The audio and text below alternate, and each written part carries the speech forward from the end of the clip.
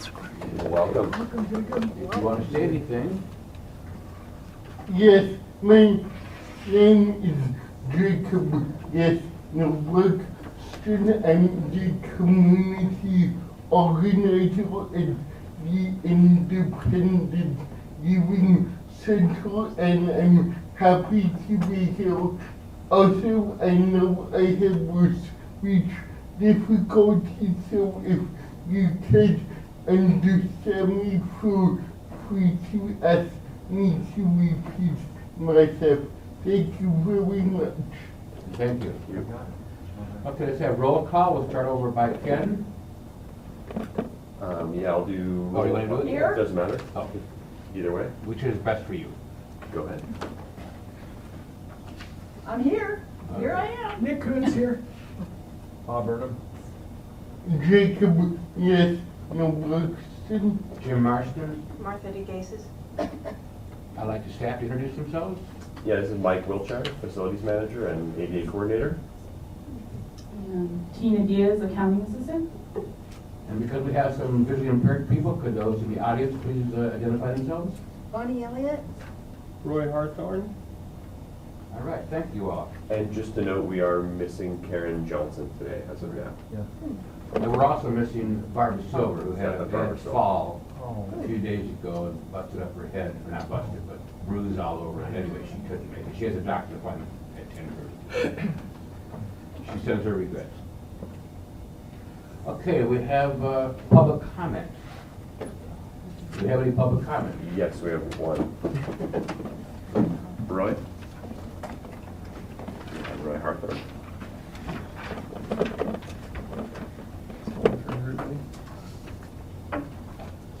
Most of you know me, but I used to work here as the chief of building and safety, and prior to that, a plan check engineer and assistant building official.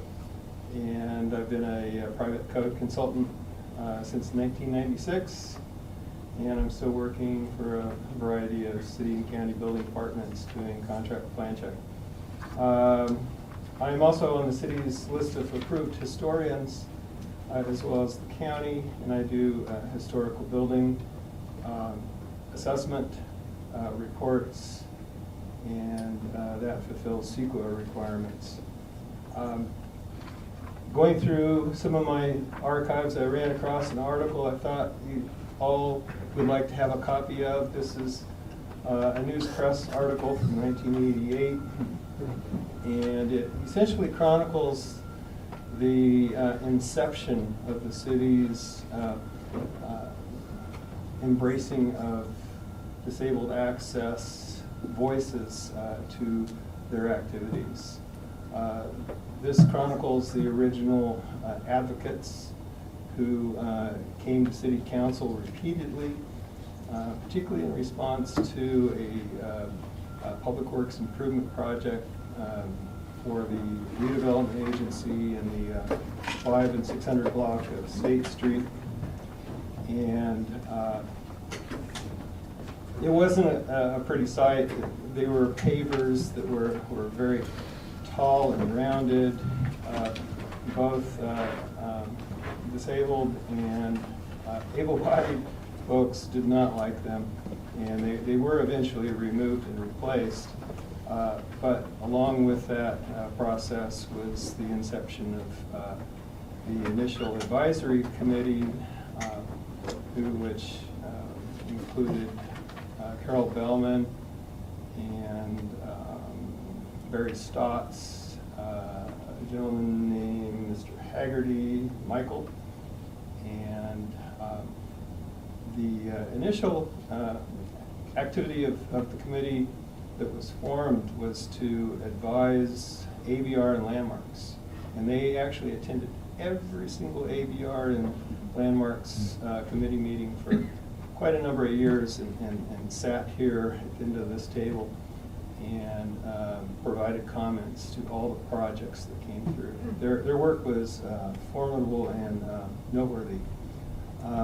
I also have some other files from DACA that I'm slowly going to scan, and I'm going to put them in a folder at the URL that I've imprinted at the bottom of this form. So there's nothing there now, but later this afternoon I'll scan, probably the first 2 or 3 months worth of meeting minutes from DACA.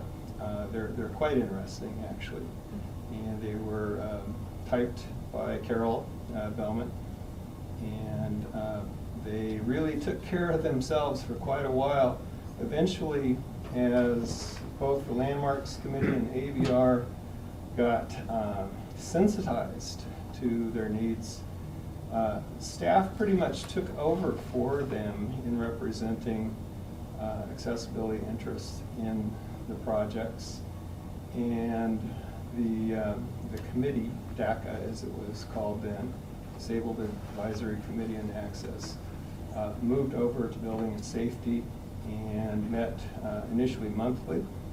And they were there as a resource for building and safety plan checkers, as well as other architects who were getting input from HLC and AVR. And they stayed there for quite a number of years, and past my tenure there in '96. They started meeting twice a month, and they heard a lot of projects, and they provided a lot of input for staff and the general public. So, like I said, I archive all of my material. I've got more. I'm going to be scanning it, and it'll be located here for your benefit and interest. Thank you very much. Thank you, Roy, for that. I was also a member of DACA back then, and I realized there's not much information out there, so I'm looking forward to Good. your archive. Thank you very much. I appreciate it, thank you. Okay, approval of the minutes. I had a few questions. Does anyone have any comments on the minutes while I get this out?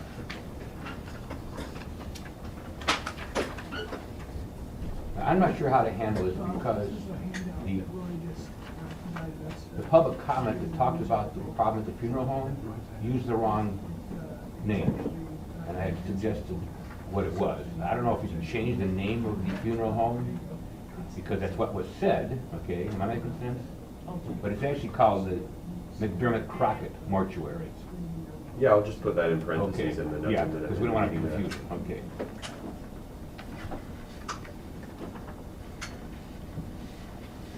And the other question was, there are several things that were mentioned that Mike is going to report on later. Can we get that somehow documented so we don't miss those later?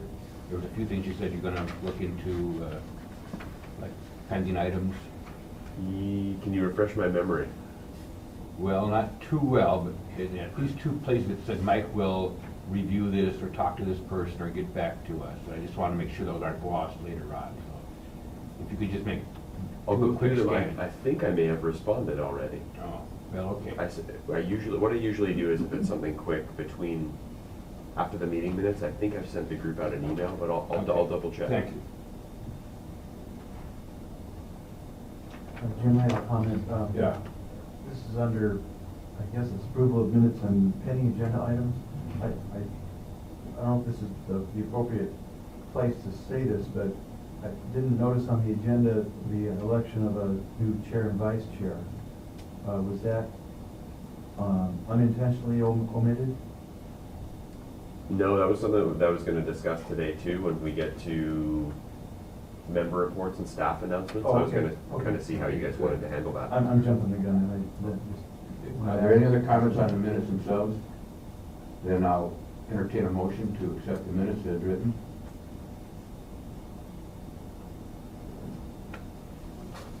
So moved. So moved. Second. Second? All in favor, say aye. Aye. Aye. Opposed? Okay, it carries. And I do want to thank the team over on our left here, who I think have very good minutes. I really enjoy them. They have everything covered. I think it's really nice to have all that data. I know it's a lot of work. Yeah, no, thank you. That's good feedback. I'm glad it's come to a point where we're all happy with them. Thank so. you. Okay, and the one agenda item was the election of officers, which I'm sure we'll get to later on. Okay, committee member reports. Who has a report for the members? Oh, sorry, me. I have I don't remember what we called the ad hoc committee that Barbara Silver and I volunteered for, but we wanted to look at a few things and how we can improve some of the content that we make available through this board's website or webpage. And one of the things that we want to work on and have begun to think about is updating the disabled parking guide that is on the board's website, or the committee website, I should say.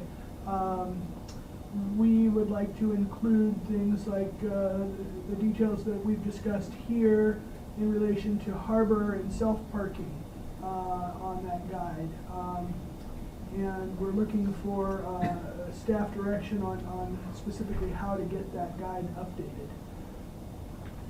Could you provide me with a draft of updates you'd like made? Yeah, if we can't get a copy of the electronic working document, then the best we could do is redline edit. If I can get a copy of the electronic document, I'm sure I have the tools to modify that and save city graphics department some work. I'll see if I can track down the electronic document. Okay. If not, I'm happy with whatever's easiest for you guys. If you want to hand redline it, if you Okay. want to even just write up some notes on a separate document on what you want to see added. Okay. Or just some way to capture what you're looking for. Okay, great. Other things that this ad hoc committee would like to do in regard to the disabled parking guide is review the current map and list of on-street handicap accessible parking and make some recommendations for practical improvements for Public Works. Because I think that there may be inventory out there that is not in the best practical scenario. I encountered such a parking space last weekend on the corner of Anapamu near the corner of Chapala, in front of the Sansom Ophthalmology Center, where the on-street ADA parking is adjacent to a large planter, which makes it completely inaccessible to a wheelchair accessible vehicle. You can't deploy a ramp there. And it seems that, there's 15-minute parking adjacent that able-bodied could use. So if we swapped it with that, or maybe the commercial loading zone right there, we could have better accommodate both needs, and frankly, the whole curb there is in need of painting anyway, so it'd probably be good timing to make that kind of change. And I think that this committee or the ad hoc committee would be helpful in addressing a lot of those concerns, similar to our meeting Monday with sidewalks. This kind of dovetails in some overlap, in my opinion. It's kind of a sidewalk problem. Maybe the solution is to remove the planter. I don't know. In the spirit of the disabled parking guide, we'd also like to create some higher level guides, or a higher level guide that might reference the disabled parking guide as a drill down, but also to help educate the public on the things that this committee has recently reviewed and come to understand with regard to the maintenance of accessibility features on private property, and fire and safety aisle width, and things like that, and how the public can get involved and make sure that these issues get addressed. And that's all I have for this Thanks. report. Yeah. Anyone else? Yeah, Jim, I think Nick mentioned a little bit, this coming Monday, February 5th, and we are having our first meeting of the sidewalk concerns ad hoc or subcommittee meeting with Jim Dewey. And it's for me, it's just the beginning of a conversation on how we can create a safer path of travel for all persons on city sidewalks, and discussing the various levels of obstacles, some that can be immediately rectified, some that may require longer term or a deeper level of city maintenance and repair. I've invited Kathleen Healy, who's a mobility instructor at Braille Institute, also Hillary Blackerby from MTD. We used to be on the, I think she's still on the Transportation Circulation Committee. To just get input from people, and I think we're inviting people just to come and share an informal conversation on some ideas and some immediate solutions. And we will bring up several specific locations that can be immediately fixed, and some that need to be fixed that might require more work with the City Public Works. So the meeting is this Monday at 1:30 here with Jim Dewey, and I'm looking forward to, I've been wanting to do this for a long time, as far as addressing city sidewalk issues, the clutter, and the obstacles that reduce a safer path of travel for not only visually impaired people, but people in wheelchairs. I'm so glad Nick mentioned the planner on Anaheim Move. That's a classic example of a blue curve in a horrible spot with a planner that totally eliminates wheelchair access. You know, those kinds of situations and the solutions, I think, that are readily implementable if we do them, will eventually improve the whole situation of a safer path. So that meeting is Monday the 5th at 1:30. Thank you, Bob. May I say something in regard to that? I'm keeping an Excel spreadsheet that has the different locations that people have sent me. Good. So if anybody wants to add anything before Monday, I can put it in. Okay. If you want to send it to my email address. Okay. Thank you, Martha. We would appreciate that. Yeah, just one more thing. Having a rolling database like that is an invaluable tool. So the fact that Martha's kind of agreed to keep that will help both the city and the committee, I believe. Thank you. Because we hear a lot of these from time to time, and as they pop up and when they're top of mind, but kind of gathering them all in a centralized space is really, really key. Yeah, Mr. Dewey told us last meeting that there was no transition plan for sidewalks, so to me this is a good start to have some kind of list of things, and then we can check off what gets fixed, so that's, what a transition plan. And depending on if we have subsequent meetings, following up this one on the 5th, I'll definitely have a report at the May meeting or whenever our spring meeting is. Okay. A quick comment when Roy Hawthorne mentioned that the original access groups were working closely with HLC. I think we've drifted away from that because I've been there talking about unaccessible parking meters, and they keep telling me they're not interested in accessibility. And I know that's not their job, but they should be aware of the accessibility laws, because if they design something that's not accessible, it's going to be rejected later on down the road. It's a more time sink.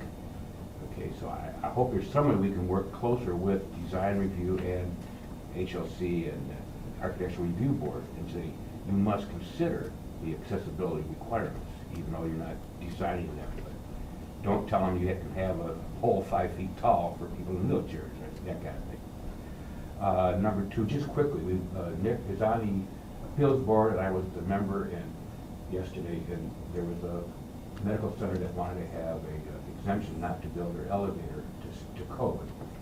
And normally those things are either rejected or approved, and I was glad for the first time I saw that the board actually said, well, approve it if you sign a covenant stating certain things, which I won't get into details. But to me, it was the first time that the board said, hey, we can ask for something that wasn't on the agenda, or wasn't on the docket. And so that, to me, is the first start of more transparency and getting things done, instead of just going with what the motion was. And then I want to update you on the comment that Bonnie made last meeting about the funeral home that didn't have access. I went and I first called them and found out that the person Bonnie talked to had not been there 2 years ago when they did have access. So she apologized for not knowing about the ramps. But then I went over there, met with several people, and showed them how they could make the entrance to the funeral home from the back accessible, and also how to get a better ramp.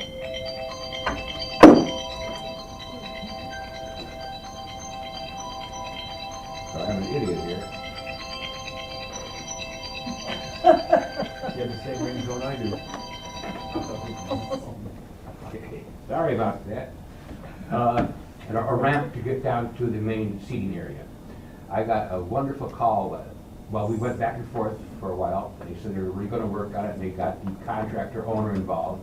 And I got a call last week that they have fixed the access into the back of the funeral home, and then have gotten a nice shorter ramp that will take you down the 3 or 4 steps that goes to the main seating area. So I thank you for bringing that up, and with a few phone calls and a few visits, I think we got it fixed. Yeah, thanks for that, Jim. I think that's a pretty good example of some swift action, so I appreciate that. It's probably quicker than going to lawyers and stuff, right? And following up on Jim's comment regarding the Building and Safety Fire Code of Appeals issue with the medical office, I'm really glad to be involved there, because I feel like, you know, in the past, my understanding is that those issues were not being always adequately addressed to see for the disabled community's needs, and I feel like I'm bringing that attention there, but not just refusing to approve these hardship waivers and being an obstructionist, but providing practical solutions that gets the project completed while looking out for the disabled community's needs. And I think the last 2 hardship waivers, I was able to provide some degree of that, and it's been rewarding. You said that better than I did, but that's correct, and thank you for doing that. It's a good start. I guess it's time for the next. I had a couple of staff announcements. Okay, I'm sorry. I did just want to officially again welcome Jacob.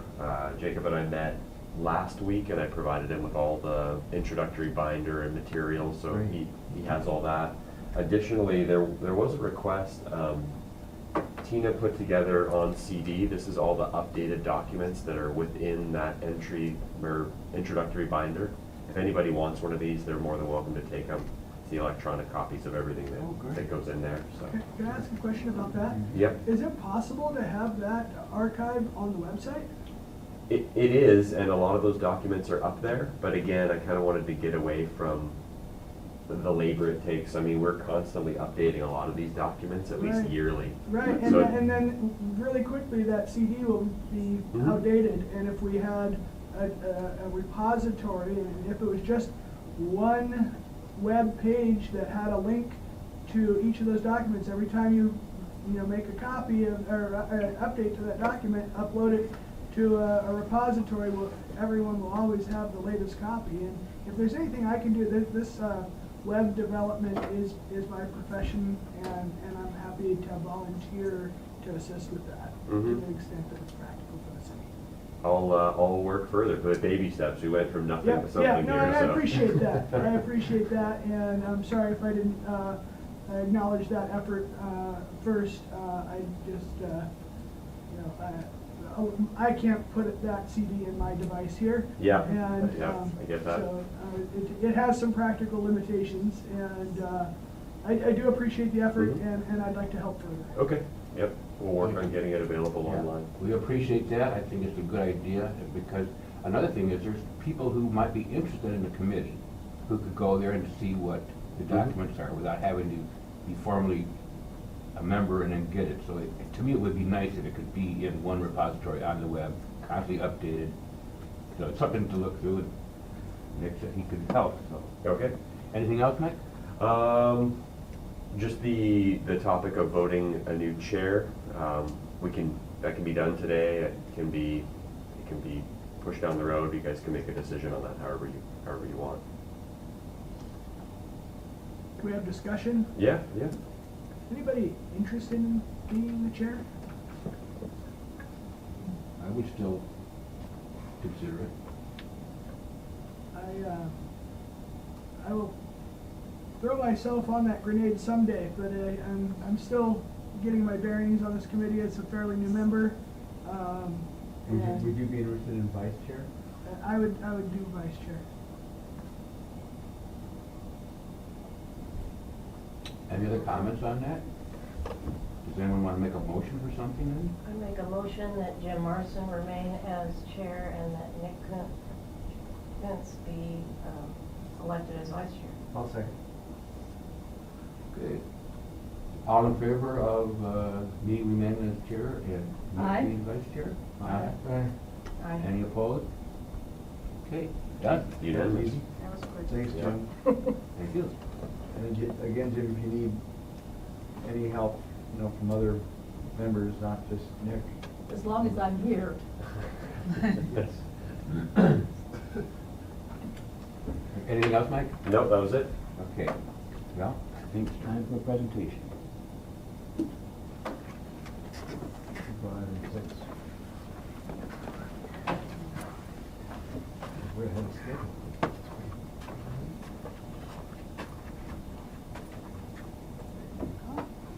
You don't have to tell them.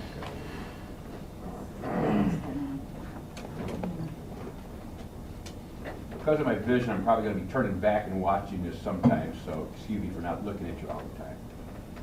This is partly in response to the Sidewalk Concerns Committee on Monday. I want to bring out something that, well, I was collecting data from a lot of different people for Martha's list, and many people who are visually impaired told me about their concerns about safety on the tactile dome and the curb ramps and stuff. So I put together a few photographs and a few ideas of what we maybe can ask for. So some of this might be just my opinion. Let me put it this way. There are so many codes and so many different writings about those codes that I can't say this is wrong and this is right. It's a matter of discussion here. What we really want to do is try to make it safer for everybody. So. Jim, sorry to interrupt, but I'm having no trouble hearing you, but I want to make sure that microphone is on. And Okay, is it on now? Yes. I was too far away, I'm sorry. Thank you, Nick, I appreciate that. So, we're going to talk about detectable warnings or truncated domes, and why do we have them? But first of all, a very brief history of sidewalks from my old geographic planning career. Originally, paths were dirt, and there was animal waste and mud and stuff, and so people started building wooden elevations at the sides of the street, so pedestrians would not be walking through the mud, the rainwater, and the animal waste and all that. Modern society now, we have concrete, and they're always raised, and there's always a step between the sidewalk and the street. Guide dogs would see that step just as another step and warn their owner to stop. Cane users would walk along the sidewalk, their cane would dip down when they hit the street, and they would know, oh, there's a step in front of me. So it's very easy to understand, environmental consistency. When curb ramps came in, that helped a lot of people with mobility problems. You must keep in mind there's probably 3 times as many visually impaired people as wheelchair users, and most of them are old. In fact, if you're 85 or older, you're probably going to have a 1/3 chance to lose a lot of your vision. So as the population gets older, even more important. The problem with the curb ramps were that people with low vision or blind were walking right out into the street because all of a sudden there was no more physical barrier, there was no more step down. The dog couldn't see it, the cane couldn't pick it up. So then the U.S. Access Board got involved. What can we do to make curb ramps available to everybody, but make sure the blind people and low vision were able to understand there's a danger in front of you. So they conducted a lot of rigorous scientific research with human factors analysis and came up with some rules for why there's these rules now. And many people in the engineering side don't understand why these things are important. I've heard many inspectors say it doesn't matter what color the domes are, they're all blind anyway. But only about 1% of the low vision people actually are totally blind like Bob is. Most people have some vision, and so the color does matter. So it's just a misunderstanding.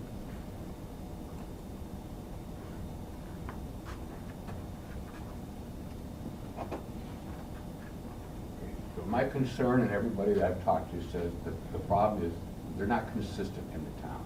So I have a few photographs of that. And the nice thing I like about this is it shouldn't cost anything except some time, but there's no more expense, there's no digging up anything, it's just let's try to be consistent from now on. So there's 4 major specifications for truncated domes. The first 2 I have grayed out because they're pretty much taken care of. One is the spacing of the domes. The scientific people want to make sure that these domes were not confused with cracked concrete or pebbles, which can fool a blind person. So these are uniform, unnatural spacing. So if you really are confused, you can kneel down and feel it and go, this is really a tactile dome. This is not some sidewalk crack or pebbles. But you cannot buy one, I don't think, anymore. That's not to code. So that is not the problem. It's the spacing, the height, and the shape of the dome itself. And the California Building Code requires 3 feet width, or depth actually, in the at the curb cut, and the ADA requires 2 feet. And the ADA applies to, right now, Public Works says it applies to them. So there are 2 width standards. Okay. The things that are really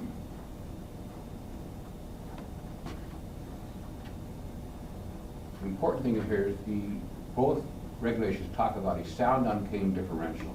That means when you're walking down the street on a concrete sidewalk and tapping your cane, you hear that resilience. When you hit a tactile dome, you should get a different feedback on your cane. When you use pavers, it doesn't happen. So, and that is not really being followed in town. So sound on cane is part of the California Building Code, which should not seem to be applied consistently. And the 4th one is the California Building Code, which covers everything except the roads, okay? Please keep that 2 things there. The building code says they must be federal yellow. There's no choice. Yellow is important because just like all our first responders had yellow vests, our school buses are yellow. Our yield signs and highway signs that warn you are yellow. It would be silly if a city could just decide to have a different color yield sign or a danger sign. But somehow this yellow is not being followed. It was picked because that was the color that the most blind people in all these studies could identify. In fact, these dark tactile domes actually look like a hole to many people with vision impairments. They're not a color, they're just a hole. And also, even though people think that dogs are colorblind, they aren't. There's been some research showing their visual acuities, and they can pick out yellow very easily. I know Bob's wife says her dog knows yellow, but they don't know terracottas in different colors. So yellow is there for a reason. It's been proven to be the most detectable. And we have to think that safety probably should override aesthetics and people who say, I don't like that. I myself don't like traffic lights. I think they're ugly, but we don't get rid of them. I don't like a lot of things out there. I won't go into it. Jim, if I can make one comment. A further application above and beyond the fact that you mentioned the step up from the street to the sidewalk, and that when the curb cuts were put in place, the truncated domes were used as clear markings for a blind person using a cane to know that they're leaving the sidewalk and entering the street. Now, a further application for truncated domes is when there's a level surface between a sidewalk and a parking lot. that those truncated domes create a definite line of demarcation between the sidewalk and the vehicular path. And we looked at that up at that condo area near St. Francis Hospital. Yeah. And I couldn't tell the difference because pavers were put in, and I couldn't tell the difference between the pavers and the vehicular roadway as opposed to truncated domes over in the lot at 515 East Mitchell-Torrena. Bob, I hate to interrupt, but I'd like to recommend as a point of order that we let Jim finish his Oh, I'm sorry. presentation, and then Okay. we get back to a detailed discussion on this, because I'm sure we Okay. all have a lot of input. Okay. Thank you. Sorry. In fact, this new picture here shows what the state of California did at the Gaviota northbound rest area. Now, this is in the right-of-way of the freeway, and yet the state put in these 3-foot wide yellow tactile domes. And this brings up Bob's statement. You must realize, you can have a curb there. You don't have to have tactile domes if you separate with a curb, or a railing, or a planter. There must be a continuous line of demarcation. So only this applies when you decide to have the sidewalk and the parking lot, or the sidewalk and the street be on the same elevation. At that point, you must have tactile warnings. So make sure you don't have to do tactile. You can put a curb in there if they want to. They chose to do this. So this is what our state says: yellow, 3-foot separated sidewalk from the parking lot. The Bank of America on San Bernardino Street in Santa Barbara, they asked, or State Street, they asked Building Department to help them upgrade their area to be more accessible. And this is an example of what the Building Department said you must do. These are nice yellow tactile domes between the back entrance of the bank and the parking lot, continuously all the way down, so that everybody who's in that little alcove with the ATM machines in the back door knows when they cross into the parking lot. So this is a good example of that. Now here's an example of the garage, where it seems like Victor has really paid attention to the requirements. This is a tactile strip all the way across from the pedestrian area, which is the stairs and the elevator. But once you walk into the parking garage itself, you have to cross a 3-foot yellow dome. And by the way, I didn't mention, but 3 foot was decided upon after much review, because some people with a 2-foot dome can walk right over that with their long stride. Their cane might even touch 2 feet. It's pretty hard to miss a 3-foot strip, but you can miss a 2-foot. I know at UCSB, they have 1-foot strips there, which I've argued for years with them. But a 1-foot strip does nothing. Bob would walk right over it and never know he was supposed to be warned.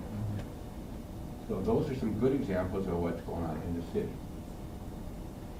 Here's a curb ramp at the Natural History Museum. There's no curb here, so if you have a sidewalk that runs into a parking lot or a road, you must have a 3-foot dome. And this is a very good 3-foot example here. But you go around the corner in the same Natural History Museum, and here's this muted terracotta that doesn't have the same kind of contrast. And you just look at that. Anyway, this is in the same place. Now, I talk about consistency. Imagine being visually impaired and not knowing if a yellow dome is different than a red dome, is different than a gray dome, is different than a white dome. We need to have consistency. And when you change colors by some other reason, there is no rhyme or reason to why it's a different color. It's very confusing, if I could say that correctly. So that's at the museum. This is the place that Bob mentioned. This is where I went for my cataract follow-up, 525 East Mitchell-Torrena Retinal Eye Center. They put in a dark gray tactile dome on a black asphalt parking lot. Totally ridiculous. So as you can tell there's hardly any contrast there. The other rule for ADA is at least 70% of a contrast. There's no 70% difference here. So that was totally done wrong. The plan showed for yellow somehow the owner or the contractor, whoever, no one will admit, decided to put this in. I finally reported this to Andrew, and after about a year or so, we did get this one changed. But this is an example of an inspector thinking, well, I don't care, it's not yellow, but it's a tactile dome.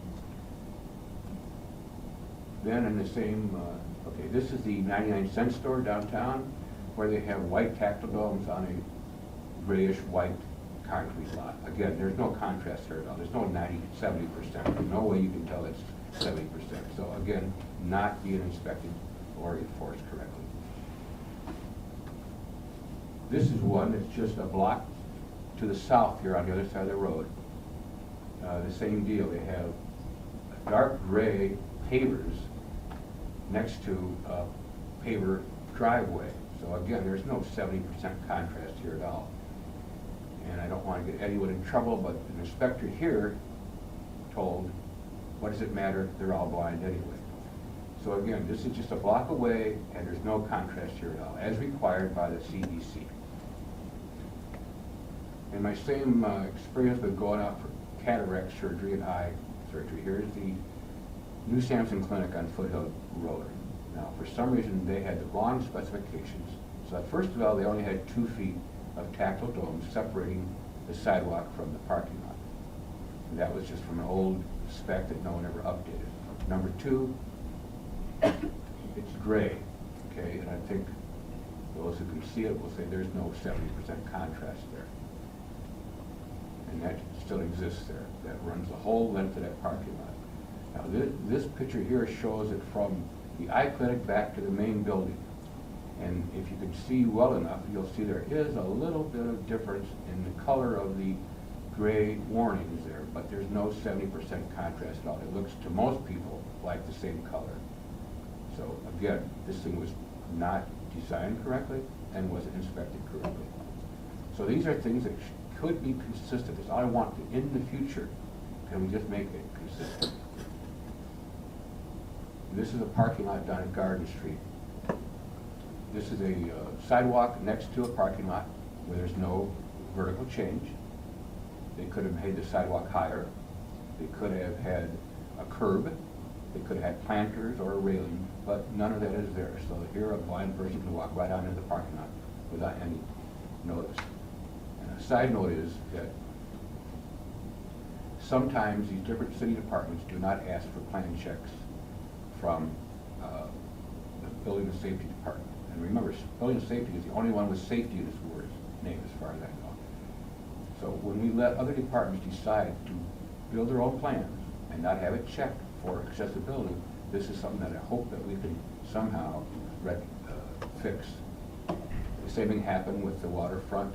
This was a waterfront project. They also put in a bunch of automatic parking meters, and they put them on 6-inch curves or 5-inch curves, which meant that people in wheelchairs can't reach the controls.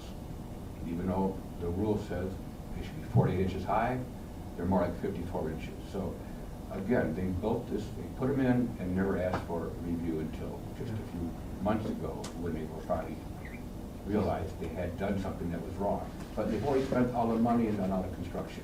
So we wasted money doing something that was not cost originally. At the same Garden Street lot, here's 2 pictures. This one here shows the sidewalk from Carrillo into the parking lot. There's a couple of paths that go into the parking lot, and again, there's no warning at all that they're leaving the safety of the sidewalk and getting to a parking lot. And then this is by the visitor center, where we have, this is where all our visitors come, strangers, they're on the visitor center, and all of a sudden here's a walkway, they take it, and all of a sudden they're in a parking lot. No warning at all, no steps down, no step up, no tactile warnings, nothing here. So again, an example of what has gone wrong. Okay. So I just have a few suggestions here. Could someone just read that out loud, save me time? Yeah, I'm happy to. How can we ensure consistent enforcement of code? Ask CASPs and building officials to write and distribute building and safety handout on detectable warnings for CB California Building Code 11B compliance. Laying out requirements, listing common errors. Okay, it's just my quick thought on this, but if there was a handout, which there are a lot of those, builder, an owner, developer can come in and say, what are your rules gonna be on this? And before they start doing the plan, they know what the city expects. And this way also the inspectors and the plan checker would all know, this is what our rule is and how we're gonna enforce it from now on. So to me, this is a very simple thing, just to ask for a concise, specified statement saying, this is what we require in the city of Santa Barbara. Now I'm going to switch over to Public Works, and this becomes a little bit harder because there's a lot of different interpretations, so I don't want to make any statements that are saying 100%, okay, but I just want to show some examples. This was a State Street, or Chapala and Ortega, where they put in some crosswalks there. And for some reason, on this project, they use federal yellow. So this is fine, okay? But, and I don't have a lot of pictures. By the way, since I don't drive, I don't get around much, so this is all kind of local areas that I run into myself. So this one was fine by Public Works. Then we have something that has really bothered me. This is the brand new Hotel California. This is the corner of State and Mason. Very well, heavily trafficked. A lot of tourists down there. A lot of the museums there. A lot of foot traffic. For some reason, Public Works put in a terracotta sidewalk with a terracotta tactile doors. No contrast at all. And no 3-foot margin. Pardon? There's no 3-foot margin there. I don't even think that's 2 foot. Well, it's 2 is required the way the Public Works. But I don't think you have 2 feet there. I think it is. Okay. But the point is, there is no color contrast at all. So even Public Works will say, we have 70% contrast. Now, I talked to the fellow who was in charge of this. He said, well, it's different color than the street. Well, that's not the point, to make it different than the street. It should be different from the sidewalk. I've been told it's going to be changed, but I don't. It hasn't been done. I reported it in November. But why does all the people in the city who go by there, no one has ever, I should say no one, it has not been brought up, to me anyway, as a point of problem. Why did it get fixed? Why did it get fixed? Why did it get inspected? I don't know. But this is a brand new example of how we're not consistent at all. Okay. Forget the CBC, the Public Works wasn't consistent here. And just another shot of that same intersection, but you see there's no contrast at all. So I want to ask Mike again to read. These are just some suggestions, and I want to open it for conversation of what we can do to make things more consistent. As you read it, could you take a breath between the numbers? I can. So this slide says achieve citywide consistency. Number 1, building and safety prepare handout on detectable warnings. Number 2, Public Works consider input from building and D&D CASPs on DSA advisory. Can I stop for a second? Yep. DSA advisory says that everything outside the curb is under the preview of building and safety. Now, that's a contention between Public Works and the DSA, but that's what the DSA, I'm sorry, Department of State Architects, says that sidewalks are involved in California Building Code requirements, not the COAG right away. So that, can't tell you the right answer, but that's a contention between the two groups. Something that needs to be approved. I'd like to see Public Works say, we do accept this from DSA or we don't. Okay, thank you. All right, bullet point 3, Public Works to upgrade to current code details and consider changing standard details to include federal yellow. Okay, I'll stop there. I was going through the Public Works website. There's a lot of citations to the 2001 code, the 2005 code, 2006 code. I know it's just paperwork for some, but if we don't have the proper code cited in the regulations, then it's easy to misunderstand which code we're under. So we need to update, first of all, the specs for Public Works, I think, because they're not current as shown on the website. And they have a choice to say, even if they don't believe DSA advisory, they have a choice to say, you know what, let's be consistent with the rest of the city and just have yellow. So that's an option too. That way they don't have to say that they believe in the DSA, they can just opt for yellow. They have that option, okay. All right, continuing with bullet point 3. We'd also like to see enforcement of sound on cane and no more concrete pavers, With a question mark. with a question. To me, they're wrong to have, but I'll let the experts say, but there is no sound on cane, okay. And the final bullet point, number 4, building and safety to inform all city departments on when plan review is recommended. At minimum, get advice from the city cast on code before submitting for bids. As I mentioned with the waterfront, and the Parks Department did not get a permit to, or inspection for their shoreline park up there. It happens a lot. I know everybody's got their little silo, as we call them, but we need to, only building safety has certified access specialists. So when another group could just say, oh, we looked at those plans and they're correct, they don't really know the intricacies of all these rules. So I would like building safety to say, from now on, these things require a permit. And let's get this in writing, an agreement, so that we don't have people doing stuff like the Garden Street lot or Shoreline Drive. So I think those are my points, and I would like to have a discussion. And what can we ask for? We'll have to ask Mike too. What is it? And Bob, I want you to take this to the sidewalk committee if you so. Sure. But we need to have some kind of consistency, so that yellow means danger. Thank you. And I think I'll just sit down and resume my other position. Thanks a lot for listening. Thanks, Jim. Mike, a general comment and question. Perennially, there will always be the tension between the aesthetic and the functional.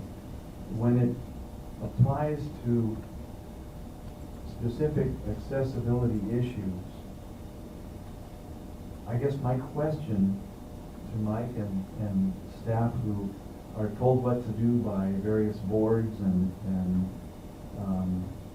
people in positions of authority to say, these are your marching orders.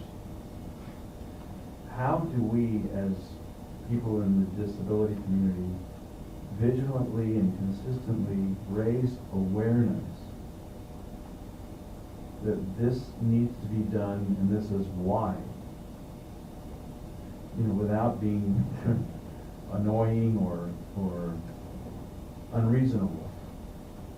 I guess that's my broad question, because we've dealt with the architect with the Sandman project and other scenarios where there's a strong resistance to properly colored truncated domes, proper width, all those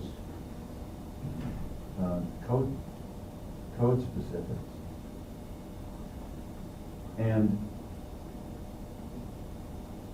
I'm not sure we'll ever break down that resistance, because there will always be the desire for the aesthetic. I understand that.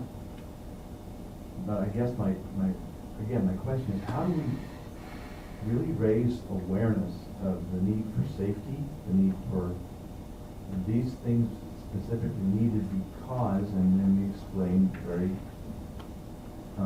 clearly why we've come to these conclusions. So I'll throw that out for discussion. Could I add something real quick? When I showed you the State Mason problem with no contrast at all, I'm sorry to say, but I believe that if that was a safety concern of the building or the sewer department or the electrical stuff, that would have been fixed or closed down the next day.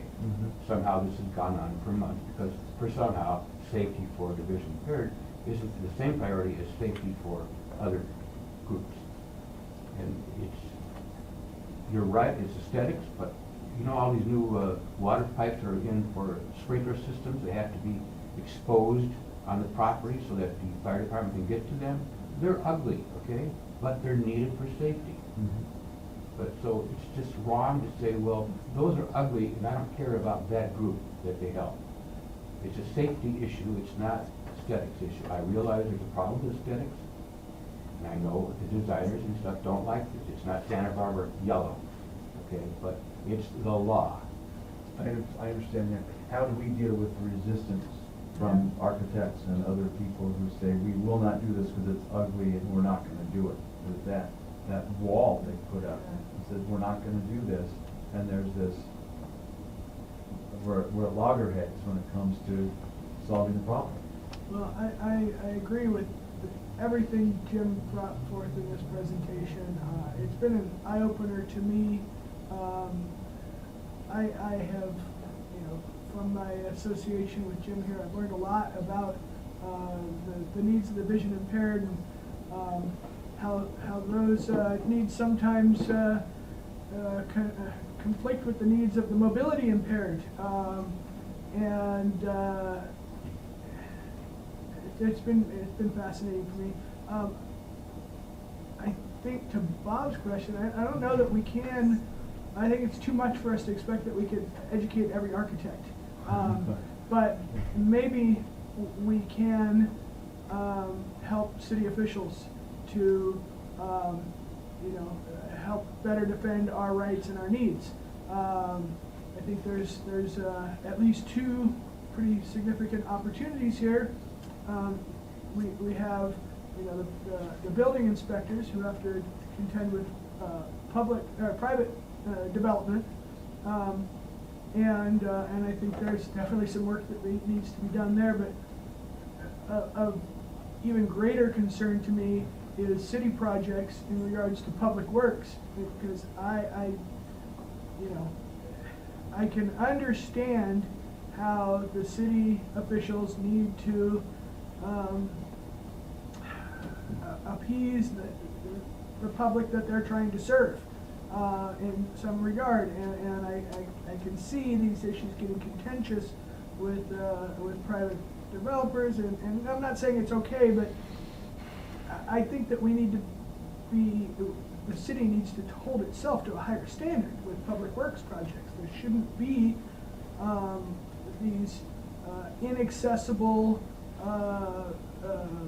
parking kiosks going in at the waterfront without review, and costing the community to fix it after the fact. These public works projects, we can go on and on listing them, and I think it's just completely unacceptable, and we need to find a solution, and I hope that this committee can help bring about the required change there in some way, and I think we're going to have to look to staff to help guide us on how we can do that within our legal rights. But it's important, and I think we need to do it. Along with that, the fact that an inspector would make such an insensitive comment about why should they care, they're blind. I think that there needs to be some disciplinary action there, and I don't know that it's within our purvey to see that happens, but maybe we can send up a memo to recommend that there get some education in the inspectors, and maybe this particular inspector needs some sensitivity training, because that's completely unacceptable in my mind. Some other things that I think might be within our ability to do is maybe this committee or a subcommittee, ad hoc subcommittee, could help develop handouts for the building and safety counter staff.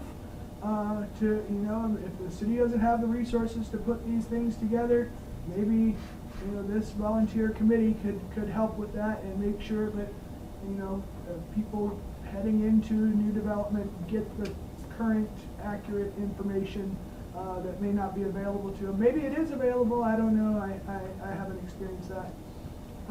And my last note here is to follow up with, to understand this 70% contrast versus the federal yellow.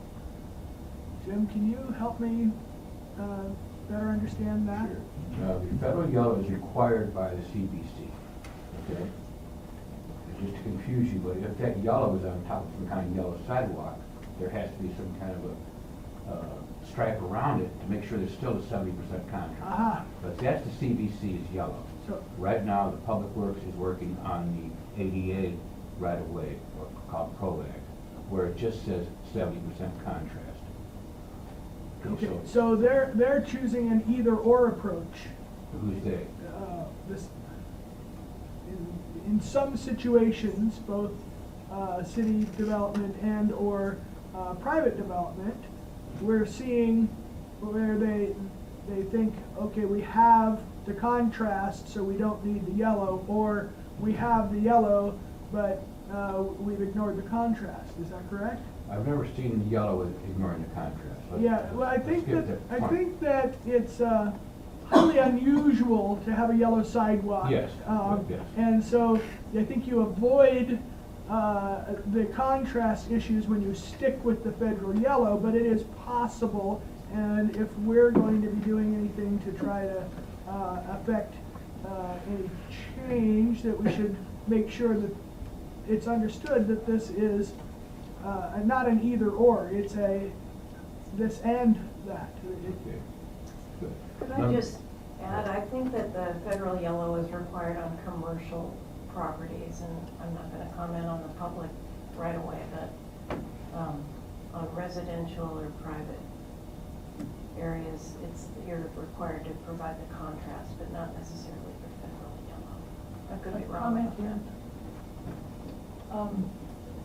I expect the city to work with people with disabilities and make sure that happens, and I don't understand the reason why, I mean, I do understand the reason why people who are blind and low vision want to walk around, they don't want to stay home, so the city needs to make sure that it's safe, and I notice many times that people have trouble with these different places that aren't clearly, and you know, and I know Jim and others walk without a cane, and then it's really hard if they don't have that color contrast, and so that experience needs to be shared, and you know,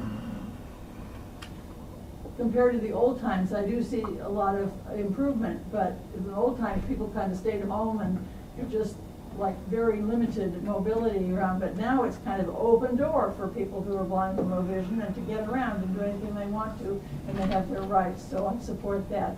It's just like communication, clearer communication.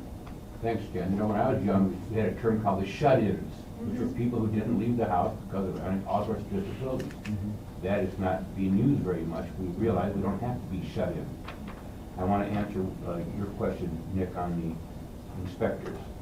A year ago or so, I took, I think, 6 inspectors down to Garden Creek, along with Bob, his wife, a couple other blind people. Adelaide was there. We talked to all the inspectors, and I think they all understand now that the yellow is required. But I think sometimes it slips by, because if you're not thinking about the vision impaired, you might say, well, it's tactile domes. You don't check the plan, it says yellow. Yeah. Well, maybe we could get an opportunity to review their checklist to make sure that it's on the checklist, you know, Well, so that it doesn't get overlooked. That's why I suggested we have this thing that the building department and the CAT get together a handout that says to every designer out there, or Yeah. everybody that works for the city, this is what we require from now on. Yeah. Just have that documented. And I'd be glad to work with them, but I think they know what they want to have in there. Yeah. Now, I'm going to say quickly that San Francisco has really gone really strong on this. Their public works guy has to get approval for every project. Let me back up. They have in their plans for public works, they must be federal yellow and 3 feet wide. They've agreed to say that's required. If, for some reason, you can't do that, you have to get it approved by the special counsel from the Mayor's Office of Disability. So only changes have to be approved. Otherwise, it's federal yellow. The best thing about San Francisco is they now have a black border around the yellow tactile domes. So if you've got a gray sidewalk or kind of a dirty sidewalk or whatever color your sidewalk is, it doesn't matter. You've got a gray patch on the outside of a yellow tactile dome. I'm sorry, a black patch. Totally visible for most people. So that's a great plan. I could send it to the group and to you if you'd like to see it. It's just a suggestion, but that's what San Francisco's doing. Any other comments on? Jim, what just we- a note, we're about 10 minutes over on this Okay. topic, and Mr. Reeling does have a comment on this topic, a public comment as well on this, so Oh, just Can a you tell us reminder of what we time. can, what we can do, what we can move or ask for? Let's hear public comment, and we will still have an opportunity to entertain motions after that.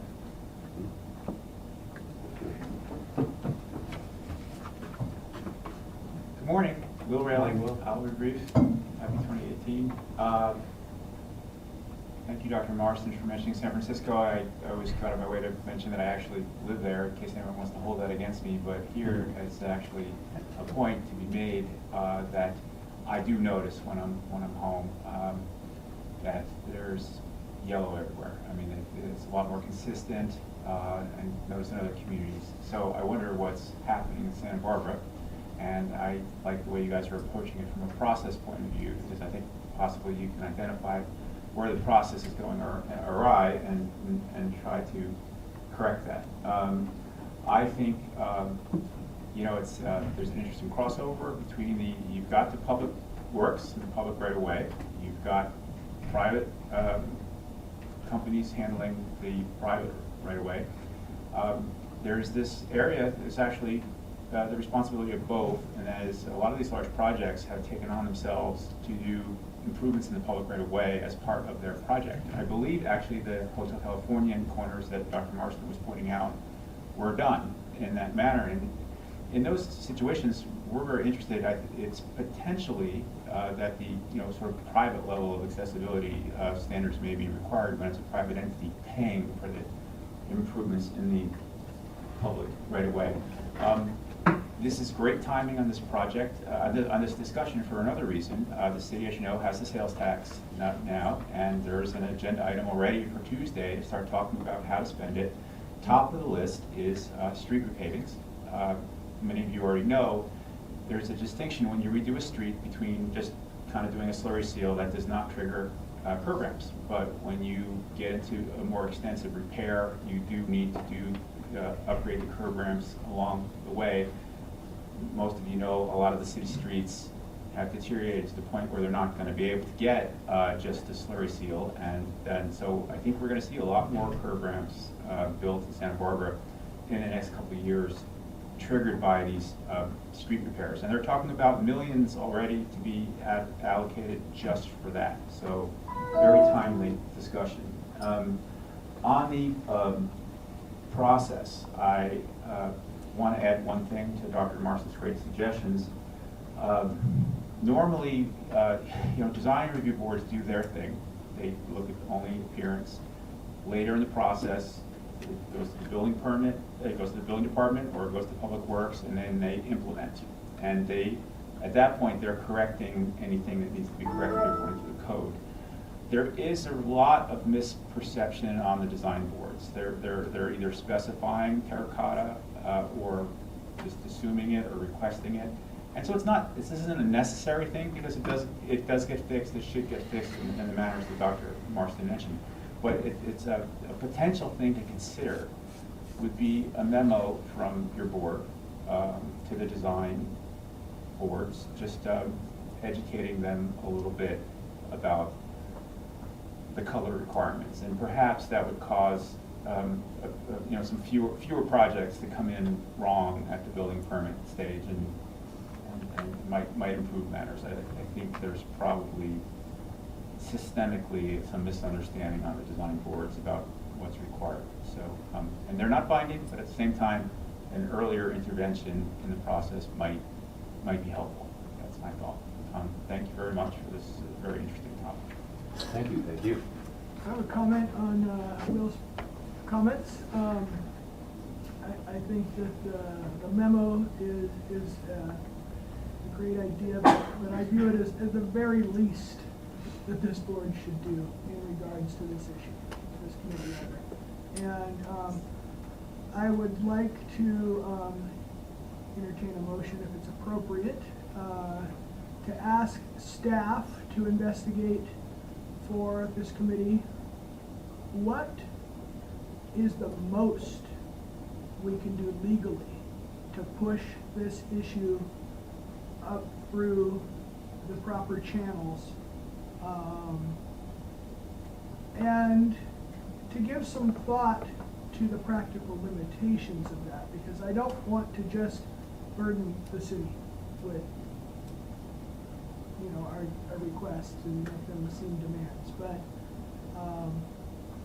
to the extent that we can do more than we're thinking about and not create a burden on city staff, I would like to. And I don't know what our constraints are here. So I motion to ask staff to report back on what we can do to implement change at Public Works and Building and Safety in this regard. I'll second that. Before we vote on that, I want to ask Mike, is that something you could do? Is it overburdening you, or To should be you honest, like? it sounds a little vague. You're asking me to tell you what you can do. Yeah, well, what are our legal constraints? I'm by no means an attorney, or I don't want to answer what your legal restraints are. Can we but get the city attorney in? In my opinion, some great steps wouldn't butt up against any legal issues. I mean, I'm sitting here thinking, and we've had Andrew Stuffler in before. It seems like we could agendize an item to have him in again, Okay. to ask him some pointed questions on what is his staff approving. Great. He may have a clear answer why he is approving terracotta truncated domes. Because knowing Andrew Stuffler in the Building Safety Department, they have no intention of evading building code. Like, that is their Yep. sole job, and they take it very, very seriously. And I really don't think Andrew's approving terracotta in his department. And- It sometimes slips through, but I think they all are aware of the yellow. And I want to at least say we do number one, which is ask CASP and Andrew to prepare a worksheet for everybody. Then at least we have it documented, what the city wants. Okay, I'm going to withdraw my motion, and I think that in the interest of time and in our schedule today, I'd like to entertain another motion where we ask the chief building official and, let me back up, let me ask a point of clarification. Chief building official, I'm not sure, is he in a position over to influence public works projects? Absolutely. Okay, so that would be the place to start, to affect change in both building and safety and public works. Another thought, how about if we just have, or I meet with Andrew or a few people and just present these four things and what can we do now? Because some of my suggestions for public works is just to suggest, can you approve yellow? That's a yes or no, it's not a legal binding thing. Will they just change your specs? What do they think about the DSA advisory? Okay. What does this committee think about forming an ad hoc committee to discuss these issues and specifically discuss them with the chief building official? And I'm seeing some hesitation from Mike. No, I just think we might be getting ahead of ourselves. It seems like the question at hand is, can there be consistency or at least an answer on terracotta versus yellow truncated domes? Okay. And I think that's a pretty pointed question that we can get a direct answer back on.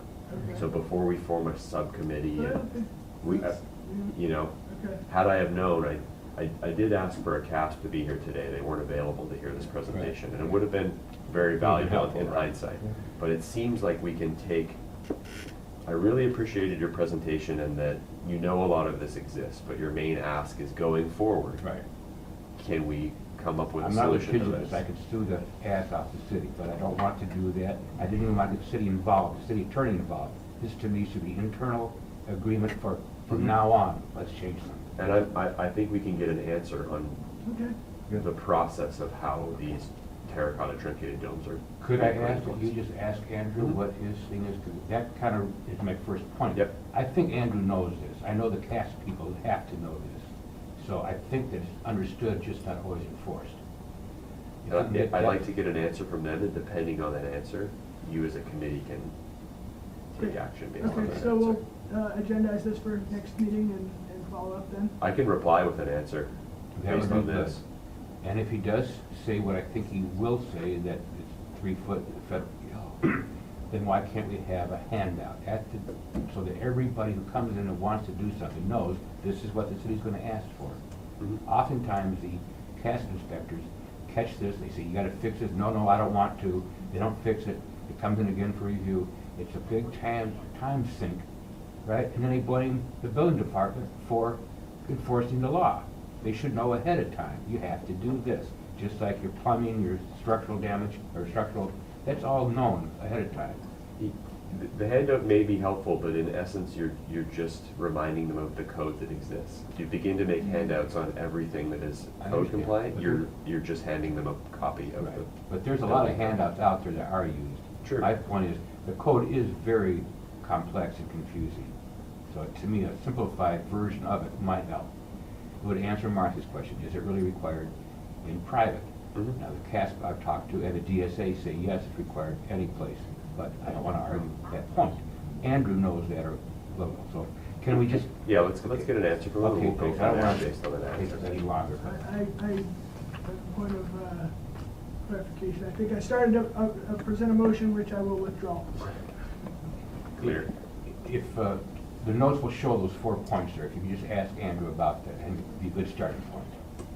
We have this presentation now, so I can review it with him. Okay. And I'll get back to you. All right. Thank you. Okay. I guess it's time for a break. Yeah, due for a break. 10 minutes? 5 minutes? 5 minutes. Good enough, okay.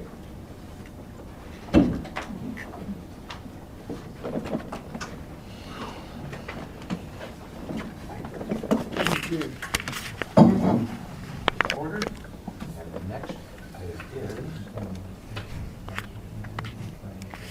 review Mike's report to city council. Yeah, I'll take it from here. I'll just do it from my seat, but I sent this presentation out on January 22nd, and the intent is for us and the committee to report to council sometime this year. I tentatively have the date of March 27th on there, which I'll check with the council calendar and we'll see if that date works. But this is just kind of an open discussion. I'll run through this presentation quickly, just to gather any additional comments. I did receive some comments from Jim Marston, which were input into this presentation. But I'll just, I'll get started and we can kind of stop me anytime if you see anything on any given slide that you might want to change. So the initial slide is just kind of announcing that it's an Access Advisory Committee update to council.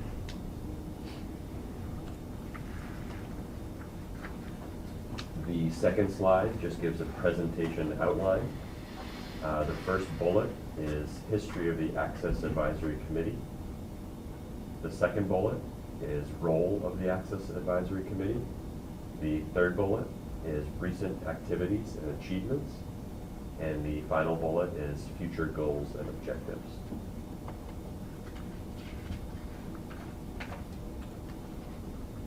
The next slide is the Access Advisory Committee.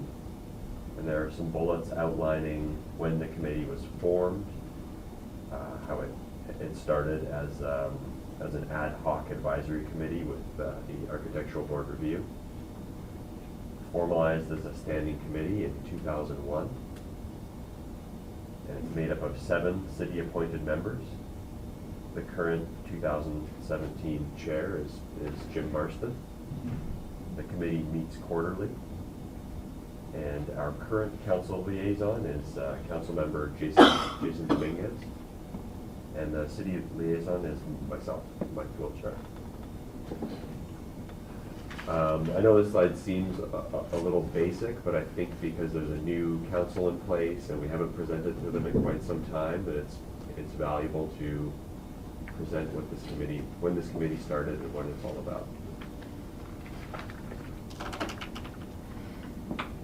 The next slide is role of the Access Advisory Committee. And on the right-hand side, there's a picture of the south entrance of the Central Library prior to receiving the ADA ramp that they have recently received, just as an example of something that gets done in the city with ADA upgrades. And Jim Marston did provide some input on this slide. He gave some good advice to have the bullet points of the role of the Access Advisory better match the resolution. And so the role of the Access Advisory Committee is to ensure access to city programs, activities, and services, help prioritize city facilities, ADA projects, help prioritize projects to improve access in the public right-of-way, comply with ADA building code, ensure effective communication to those with disabilities, and to educate the public about access issues within the community. Maybe a quick comment, Mike? Yeah. We always use the term ADA. Mm-hmm. Should we say also California Building Code? Because people sometimes think this is just the ADA. It's very confusing, right? As I was saying that, I was thinking it as well. Yeah.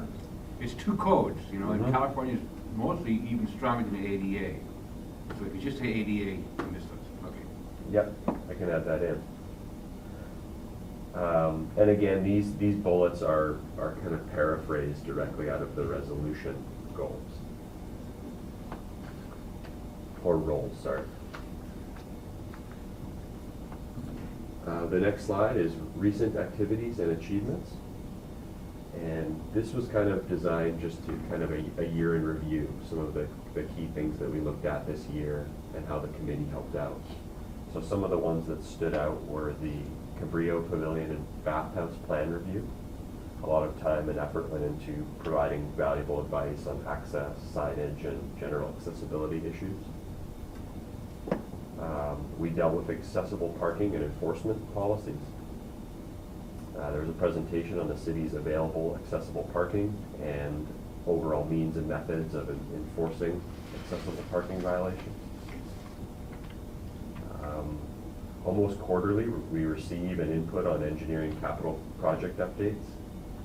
The committee provides quarterly feedback to Public Works engineering staff on current and future projects, including sidewalk infill, traffic signage, ADA parking. And the next slide is recent activities and achievements continued.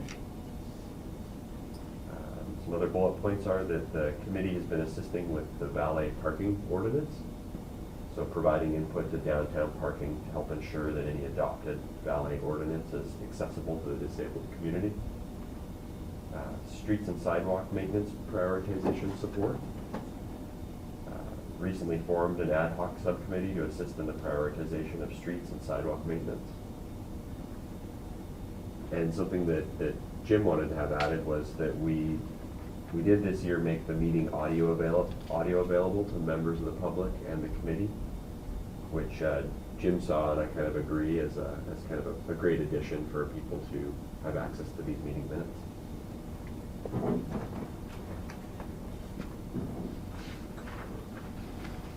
All right, the final slide is future goals and objectives. And on the right-hand side, there's a picture of the tree on Shoreline Drive completely blocking the sidewalk. It's really there, isn't it? Yeah, that is an impediment for anybody. Love that. Jim mentioned that maybe we change this photo because nobody likes the idea of cutting down trees in Santa Barbara, but I'm open to suggestion. Maybe you just go around it. Show them opening up Go through around it. Cut a little hole through it? You cut a hole through it, go right through. Yeah. A couple of the future goals and objectives of the committee for the year to come are revise our existing resolution to better represent the role of the Access Advisory Committee and to clean up some of the verbiage and points. Continue to provide accessibility-based input on city projects.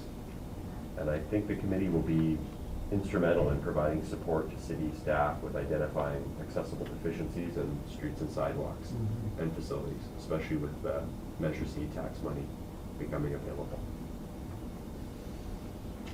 And that was it. Looks good. Thoughts, comments? I think it's a good capitalization. Again, 3 or 4 of the council are new, Mm-hmm. so this will be good to present it to them. I think it's a great, Yeah, Kathy knows about us. Yeah. I think it's a great outline, and the only comment I have is I think I disagree with Jim on that tree image. Well, I don't disagree that nobody wants to cut down trees, but I think it's a great image to illustrate the problem, and I don't know that there's a better illustration of the problem, and frankly, I think maybe we need to cut down at least that tree. Yeah. And maybe we could plant 3 or 4 others elsewhere, you know, where, to make up for it. Yeah, that was Just kind of put my a tunnel thought. through it. Yeah. You know, it's funny, there's that iconic redwood that has the tunnel through it that just fell in the last year or so, and maybe that would become the new icon, but I don't think you could do it with that tree. Yeah. Yeah. Where is this block you're talking about? It's on Shoreline, coming down from the mesa, heading down towards Ledbetter You probably never Beach. go there. Near Lighthouse Road, I No. believe. Yeah. I hadn't been Right on the corner where the park is. there. Yeah. There's kind of a street rail and then a fence. Mesa and- Park. Yeah, Mesa Okay. Park. Okay. Interesting. It's impassable. It's the only access to, along from Meigs transition to Shoreline. There's no other sidewalk. Yeah. And I can see that, I think there's a private property wall there, and I think that we may end up with if this is the tree is in the public right of way, we may have a problem with the private property wall getting damaged. That could become the city's liability as well. Yeah. It's, I think the image itself kind of speaks for I agree. the problem in general. It's just Yeah. really striking and shows that. Yeah. I do love the image, I just thought if there's other things that block Yeah. it, it would be better, but Well, I'm if- fine with that. Yeah, you know, if you could come up with a better illustration, I'd be happy to replace it, but I think that's a really good one.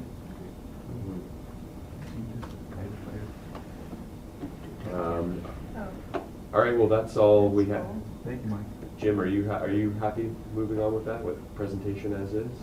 Yes, I am. I have a side question on that, on the Cabrillo Art Center. Yep. I'm not sure what to do here, but when they presented their plans to the design review, it showed terracotta color and pavers. This is not what we were told at the meeting. The plans are out for scan, so I have no way to look at the real permit plans. I could wait for them to come back, or you could ask. I wrote a letter to Justin Yep. Monday, but didn't hear anything, so. I'm- He responded to me asking Oh. if he wanted me to, if he could respond directly to you, and I said yes. Okay. So maybe he's putting that together. Okay, right I'm now. just curious, I'd hate to see another thing, especially with, you know, tens of millions of dollars, that we do it the wrong way, so. That's a He is good gonna- reminder. I'll okay, follow up with okay, you on thanks. that. I just appreciate that. I have a real quick question before we move on, and it looks like Jacob may be reaching for the microphone as well. Well, this presentation will be going before city council in March, you said? I tentatively listed the date of March 27th. Okay, and will you be open to any additional feedback between now and then?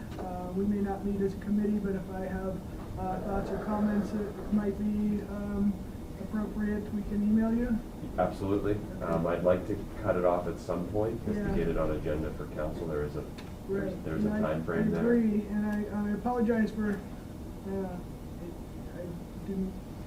I missed it or something. I have, if it was emailed to me before this meeting, I didn't get a chance to review it and provide any real thoughtful feedback. It occurs to me now that there may be some other suggestions I might want to make, and I'll make a point to review it in more detail, give it some thought and research as quickly as possible. Seems likely that we are not going to have another committee meeting before you present to city council, so I don't think we'll have a chance as a group to review any comments that you get, but Mike, if you could give us a cutoff point, that'd be helpful. Is March 1 okay, or is that too late, or? Why don't you give us I a think a cutoff? little sooner than that. Okay. Yeah, maybe last week of February. Okay. But, yeah, I'm more than open to any March comments. 20, February 20, should we? Sure. Okay. Yep. We all agree, February 20 cutoff? Yeah. I do think there's more things we've done than what you listed. I know you can't do Mhm. a lot, but I think there's a few more things that we might come up with that I think we do. Yeah, absolutely. And maybe, my thoughts are towards, our future directions, are the things, goals and achievements, that we'd like to get to. I wanna make sure that we have the council's blessing on some of those maybe. Mhm. And I will ask that you actually let us know when, because I think it'd be nice if some of us Supposed to be there. Oh. came there and Yeah. supported Yeah. you and represented our group, so. I guess I made the assumption that you, Okay. that some of But you I don't would read be the present. schedule every day, there's Yeah. so much going on here, so Yeah. just let us know when it is. Yeah, Thank you. absolutely. Great, thank you. Jim, Mr. Rilling does have a public comment on this Um, item. Yeah, Jacob? I wonder if we could have the presentation captioned, your talk captioned in city town, so I think there will be a nice educational moment just to have your presentation captioned. Absolutely, I'll look into making sure that that happens. Thanks, Jacob. Mr. Rilling? Yeah, very briefly, and before I ask my question, for those of you that don't see, your city council liaison has just arrived, Jason Dominguez, welcome. Clever guys. And I have, struggle with terminology all the time in writing on accessibility, and so I don't want to say something's right, wrong, it's a close call. Third slide, the disabled, and the sixth slide, the disabled community. Just I'll leave it up to you if that's okay, or is there a preferred term that might substitute? Again, it may just be fine as is. I just wanted to you to take a quick look at it. Thank you. So, was that? Oh, thank you. We're on now. Oh, so the third slide, just the term of the disabled in the first bullet point, and in the sixth slide, and the Valley Park ordinance, the disabled community. I don't know whether it's necessary to say persons with disabilities, or if there's a preferred alternate, or if that's just fine as is. Again, I don't want to get overly PC about anything, but I'll just leave that up to you. Thank you. That's a good point. I'm not Thank you. PC myself, but maybe if Ms. Black could answer that. I think that they use disability community instead of disabled, but I don't really, it doesn't bother me. Joe, can we ask you what you, in your knowledge, or Ken? The person first language is always preferable. Okay. So a person with a disability, or the community of people who have disabilities, instead of just labeling the person as Right. a disabled person, means that's all they are. You're not cancerous, you have cancer, right? Yeah. Yes, yes. It's, I can make those That's edits. good. Just- I'm a minority, and an invisible minority, but I have a disability, so I'm a minority person with a disability. What Ken said. That's a PC term, and if you want to use it, that's the best. People with, or persons with, or community with a disability. I agree, the person first language is important. All right. I'll Thanks, Will, good point. Jim, we get to move on? Sure.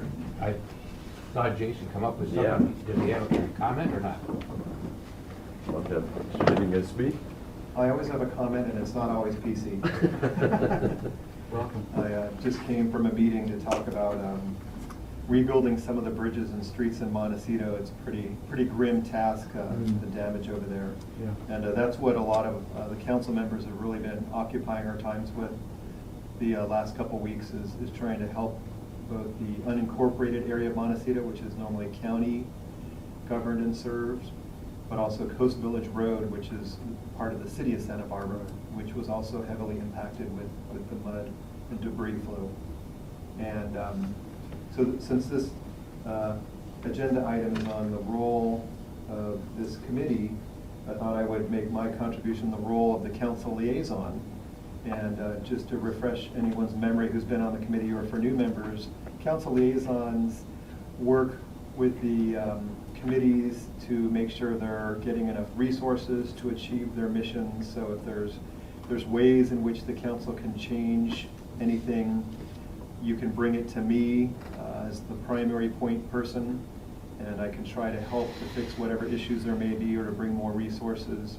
Anything that's going well, we can double down on. Anything we need to change, I can help work with staff to get it changed. And obviously, you're always welcome to talk to other council members, and if it's something really big, you need to lobby them, because I only have 1 vote out of 7, 6 right now until the election in June. So feel free to talk to the other council members. Every one of us have different backgrounds and perspectives and ideas, but if you want to see a big change, you need at least 4 votes, sometimes 5, for a land use related topics. You need a supermajority. So that's really what I wanted to say is, my role is not to attend meetings or participate, but really to help you if you ever have any institutional issues from a committee point of view.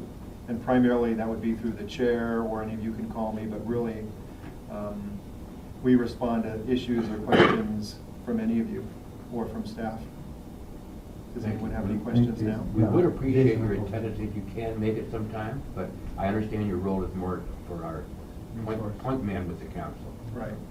And I have a full-time job and a part-time job aside from my city council role. Okay. So I'll attend You're kind of on an excused. All right. as-needed basis, but really, we do a lot of work with our committees by email and phone calls, Okay. special meetings, because there's some committees that meet every week, Right. and it would be really difficult to go to all of those, so. Thanks for that clarification and your offer of help. I appreciate it. You bet. Jason, Thank you all for your service. I know I asked Mike this before, but I wanted just to clarify with you, if, in terms of updating, clarifying language in our working document resolution, I assume we work through you as our point man to get that approved by city council? Actually, you can work with staff. Staff would just bring it to one of our meetings. Really, you would come to me if you felt, that you needed a new perspective or a different perspective, and you wanted to do something at such a large scale. You kind of wanted to get council buy-in early rather than invest a lot of time and resources and then see that it didn't go somewhere. So that would be kind of where you would do a check-in if you thought it was a big investment and wanted to kind of pre-clear it, so to speak. Some people think it's better to ask forgiveness than permission, but I'm more of a let's clear things up front before people invest a lot of time and resources, just to make sure everyone's on the right path or the same path. Thank you. That's a great segue into one of the thoughts that has come to my mind. One of the thoughts that comes to my mind at this point is some members of this committee have suggested that quarterly is not frequent enough for this committee to meet, and I wonder if the city council would agree if this committee wanted to meet monthly. I think we've talked a few times on this, and we were gonna base it on our agenda load. And so I think city staff would be the best, city staff and the committee would be the best to gauge the amount of items that we have on our pending list. And I feel over the last year, we've been pretty successful on getting to all those items.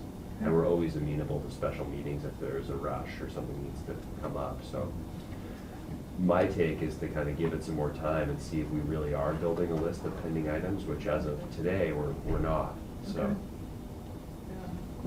sorry, if you have any additional. Yeah, no, and I don't know, I see different committees and how they work, and they're all different, and even within one particular committee, it changes over time depending on the membership and their ways of getting things done. I think more and more people are using non-meeting time, so either email, phone calls, snail mail to get things done rather than have everyone show up. We're really trying to get people to drive less and to drive to less meetings and do things they can remotely. I imagine in 10 years, we won't be having a meeting like this. Everyone will be calling in from home with their computer rather than having people gather. I think our grandchildren will laugh at the notion that we drove combustion-powered vehicles to get somewhere, to do what you could just do over, probably it'll be a lens in your glasses that shows you everyone else. Mhm. So we're open to whatever means you guys think you need to get the meetings done, because some people may want it to meet more often, and then I'm sure there are people who want to meet less often. So it really just depends on what you guys agree to. That's kind of an organic way to get your workload accomplished. Great. Thank you. On that note, I noticed that we didn't seem to agendize enough time for the discussion of Jim's presentation. We ran out of time, and I think there's more discussion that I'd like to have on the subject. And so I'd like to put aside some time on the next agenda for that. I think that flows well with me Yeah. getting in touch with the Correct. building Well, official. I'd and- like to, what did we block today for discussion? Can I hear a motion on that, sir? Yeah, I would like to make a motion that we block, I don't know, 20 minutes? 20 minutes left? 20 minutes for, what did we have for today? We went at least 30 or 35 minutes today. Right, I but think some of it'll the be a little- presentation. Mhm. So, what does the committee think we need in terms of time for discussion on this? Should we let Mike decide how much he's gonna give us first? Because we first need to hear from Mike what you learned from this. And then- Yeah, exactly. I'd like to see what the building official has back. It may appease you guys with an email response or some data on the topic, but I think that's just kind of the tip of the iceberg, though, for me. I think Mhm. there's more to be discussed there.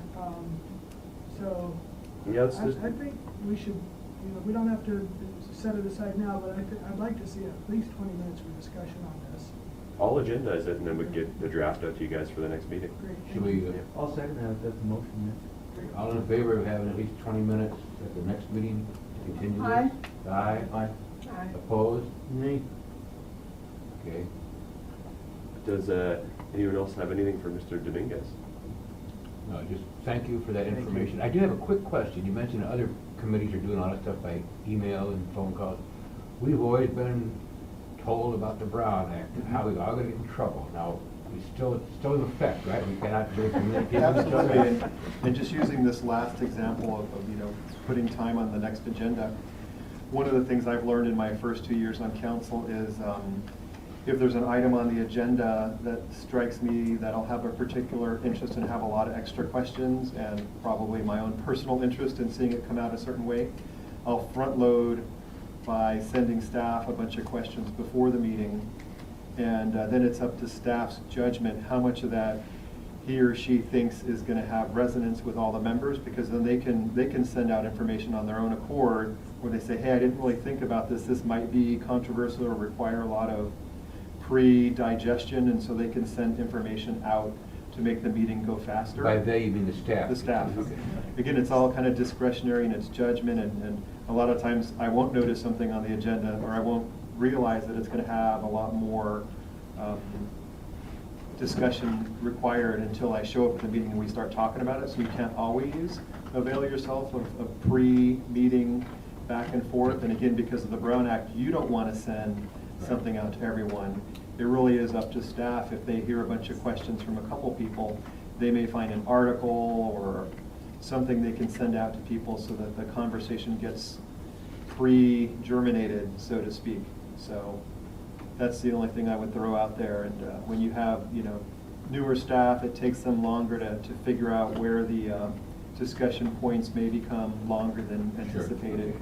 Because you'll always have a couple of agenda items that go longer than you thought, and then some that go shorter. Those are the better ones, but you never really know till the conversation gets started what some of the hidden points are that become longer. Thank you very much. Yeah, thank you all very much. Appreciate it. Discussion point, maybe I'm asking for too much time on this agenda, maybe everything will be clear and it'll be a much shorter discussion after you get back to us. I'd like to understand Jacob's concerns. He voted against the item, and I respect that opinion, and I'd just like to understand it better. So I do not have much I can say, but I think I have a job and I noticed that, well, I like the discussion this morning, some of it could be sped up. Okay.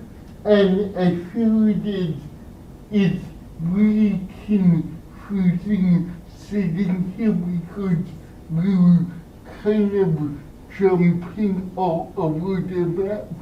And on the other committees which moved in this item, it's off the table for the meeting. So I'm kind of shocked to still hear about title debates being brought up after I thought we closed this item, and maybe that's my own bias. Okay. Thank you. Jacob. Okay, methods of contacting various city departments. Yeah, I'll take this one. This was brought up by Jim and the committee in the past. I'll be quick. Just let's make this informal and you guys can respond as I'm discussing, but there was an interest in methods of contacting mainly Public Works and the building and safety counter. What I've done is I'll kind of go through a few of the easiest ways. In my opinion, the quickest and most direct way is through the website. So a lot of these, if you guys have a grievance or something to report or a violation, it can really get slotted to any number of departments or divisions. Most of the stuff in the public right-of-way is going to land with Public Works. And so if you wanted to contact somebody at Public Works, this is the front page of our city website that is up on the screen right now. There's two options. There's contact us. So if you have a pretty good idea of where you want to get to, if you know that this is a Public Works related problem or a community development related problem or a police related problem, if you wanted to call in a non-emergency event, this contact us link is pretty clear. So going somewhere like Public Works, right out of the gates there is the Public Works admin phone number. That will go to a phone tree where either a message can be left or you can select to speak to the person on staff, the Public Works operator. That person, if you're unclear on where your request should be directed, that person at the end of the line will certainly answer your call and direct you to where it needs to be. Another more granular method of finding out how to report violations or make calls or get info back to the city is this How Do I tab. And under report, there's a whole number of ways a whole number of city resources that you can contact. So report animal control, report a building and zoning code violation. And I know this one is kind of near and dear to the heart of the committee. So I actually printed out the building and zoning code violation contact information if anybody wants a copy. There's everything from crime to graffiti to street and sidewalk damage, street light outages. So that's a great web resource if you like using the web like I do. Also more granular is the Public Works Department for streets and sidewalks has recently updated a who to call brochure, which I'd be happy to hand out or make available to anybody who needs it. That's also available through the web, through the Contact Us Public Works link. And right, one of the first links that you see is a link called Who to Call. And when you click that, a template to the Who to Call brochure comes up. Public Works is made up of a number of departments, and although we're extremely unified, everybody does have their job to do. So the Streets Division and the Facilities Division are very aware of each other and work hand in hand, but this will direct you directly to the division that will handle a specific problem.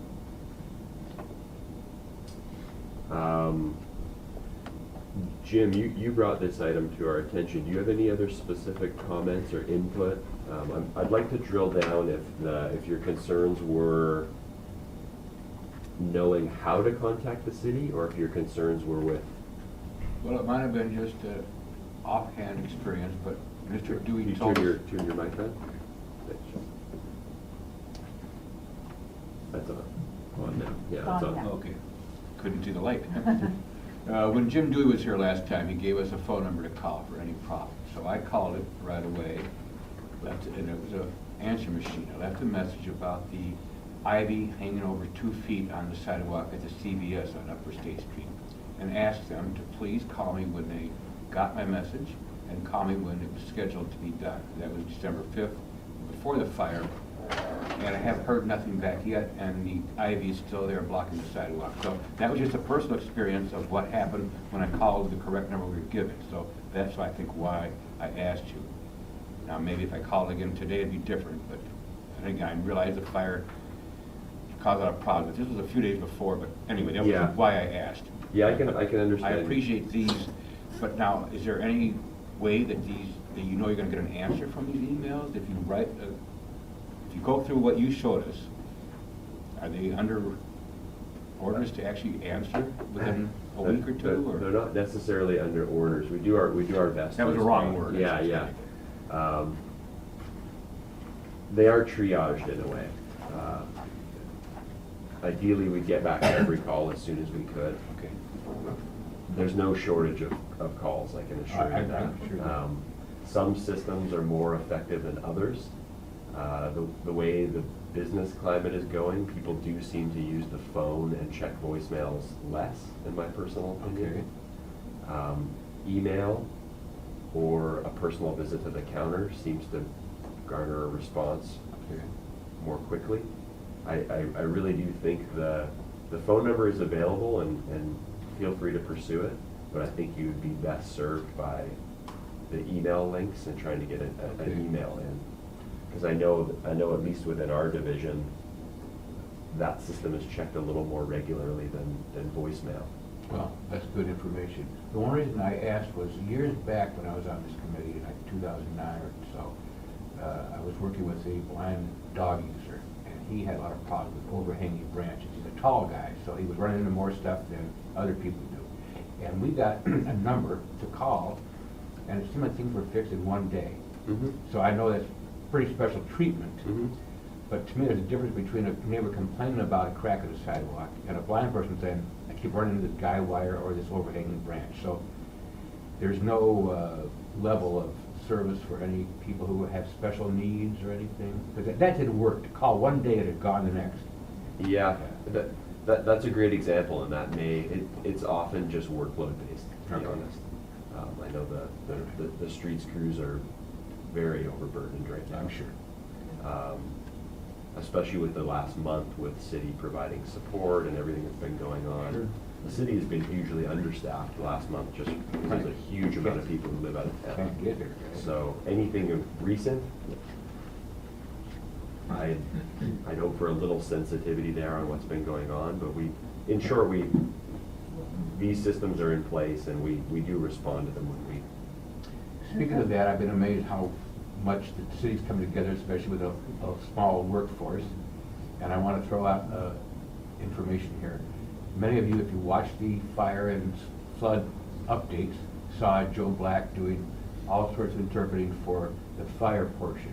The mud stopped her from getting here, so Katie took over for all the mud flow reports. And to me, they had interpreters at every one of those public areas, whatever you call it, updates. And the Independent Living Resource Center was involved with that. And next week, KEYT is presenting a little story about Ken and about the Independent Living Resource Center and their executive director, Danny Anderson, and also interviewing Katie, the interpreter. So the disability community really got together on this flood. They had people visiting all the resource centers, the evacuation centers. So anyway, if you can, it'll be on TV next week sometime, but I think it's interesting to show how the community came together to get information out to the deaf community. That's great information. And I just want to provide a little feedback on reporting accessibility issues in the public right of way.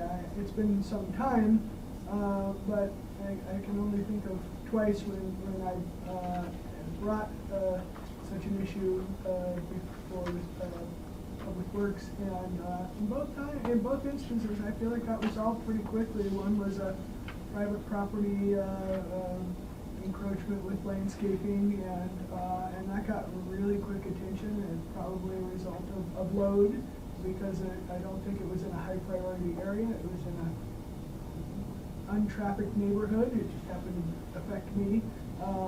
And then the other time was with the fire hydrant that had been placed in the middle of the right of way, and Mr. Dewey got that resolved in pretty quick order too. So I think it's a matter of education, and the guide that's on screen right now is the kind of guide that Barbara Silver and I would like to produce that helps people figure out who to call for the various different accessibility issues, because it's not always clear, is this in the public right of way, is this private property issue, etc.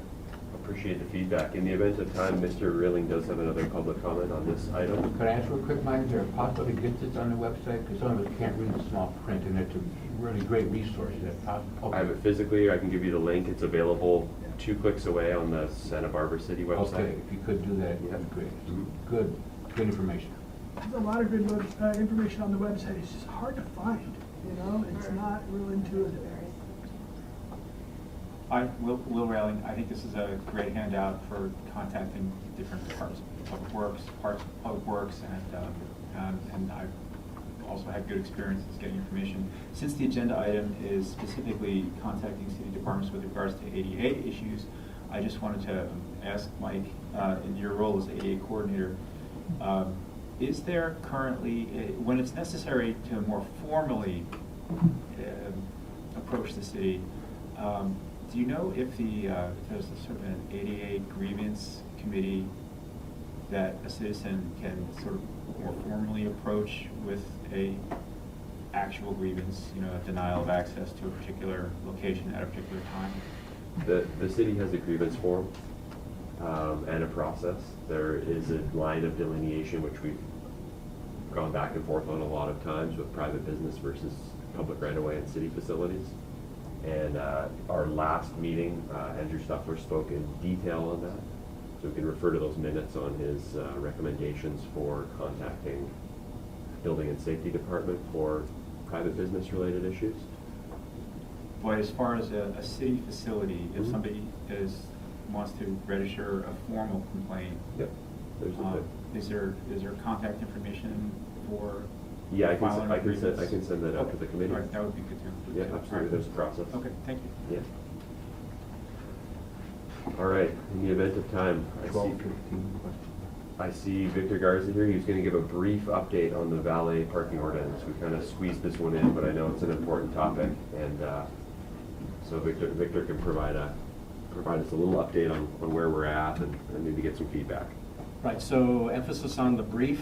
Last time I met with all of you, you raised concerns about how valet operations have been negatively impacting disabled parking on site on private property, and just wanted to reassure you, we don't have the final draft of the ordinance, but when we do, I can assure you that that language will be in there. So I can guarantee you that will happen. As far as when the actual language will come forward, I'm thinking that probably, how often do you meet? Quarterly. Quarterly. So probably before that meeting, we'll be going to the Downtown Parking Committee with what we hope will be a final draft of the ordinance. They'll take a look at it and give us their feedback. We'll go to you, and then we'll go back to the council ordinance, and hopefully armed with everybody's support and good feedback. Some of the things that we've been working on have been the valet parking loading zone in front of the Californian. I know that's being changed from what it originally when the construction was completed. it was not compliant, so now they're working with us to make it compliant. We're still challenged by the existing on-street valet parking operations because there's just no room at this time without making huge, costly changes to the sidewalks and curbs to make them compliant. So we're going to be looking to this group to give us some feedback on what we can consider acceptable. Also with the building CASP people and getting all of your guidance. And then one other area we're working with is on the depot lot in front of the Reagan Center. We're working with the building folks to create a loading zone because we have the space there. Like some of the other sites that are on site where there's room to work, we can create nice, safe, ADA compliant loading zones for that valet. Other than that, I'm open to questions. And just for the committee's reference, Victor and I have been working back and forth since the last meeting, so you had a lot of really good pointed questions and updates that you wanted to see in that language, and Victor's been made aware of that, and he and I have been kind of information sharing back and forth on that, and he's been really receptive to those points and all of your input. When you have the meeting for the parking committee, is it open to the public to come and give public comment regarding the final language, and can we see the draft ahead of time? Is that possible? Absolutely is possible, and our idea was that we would invite you, we would send you the staff report so you can review it and the draft of the final ordinance language. Wonderful. So you can all be aware of it. If you decide to attend the meeting, you'll have it in your hand. Thank you. Sure. And in addition, we were planning to agendize in this committee as well after meeting with the downtown parking committee. Yes. Yeah. Yes, we would definitely come So back. it would be brought back. We'd have a formal, Review before yes, ordinance committee ratifies. yes, this ordinance. yes, absolutely. Another kick at the can. Right, and that's great news. Glad to hear that. I'm a little concerned that, the ordinance committee's gonna get to see a draft before we will, or the ordinance committee's going to meet to review a draft before we do. And to be clear, we will come to you before we go to the ordinance committee. Okay. Great. If that doesn't delay your process too long. Our next Well, the meeting- process is that you will look at it before they do. Okay. Thank you. Speaking of delays, I know everything takes much longer than it really seems to be. At your last meeting 3 months ago, you said we're working on the valet parking at California Hotel and also those curb cuts that aren't contrasting. Now it's been 3 months, and I'm not blaming you at all, please, but when you say working on, what is being done? Draw a plan? I mean, can you give us an idea of what Okay, working on that's a great means? question. So at the Reagan Center, we met first with the building folks and we said, is this area here, do we have the ability to create the loading zone here? And in talking with the valet folks, we figured, okay, we sort of identified a general area, and then we had our engineers draw it up. And now it's in the process of building plan check. So that all, unfortunately, it's all sequential, so it takes time. I understand. And that was the Reagan Center, right? Yes. What's happening at the California Hotel as far I as? think, unfortunately, I'm not directly in that Okay. loop because it's handled through our development team Okay. and our engineering staff in Public Works. I do know that they are actively working on it. Thank you. I appreciate it. Well, along with the building CASP folks. Oh, good, good. And I noticed that Mike and Tina got all the details from our last meeting in the minutes, which I think was very good.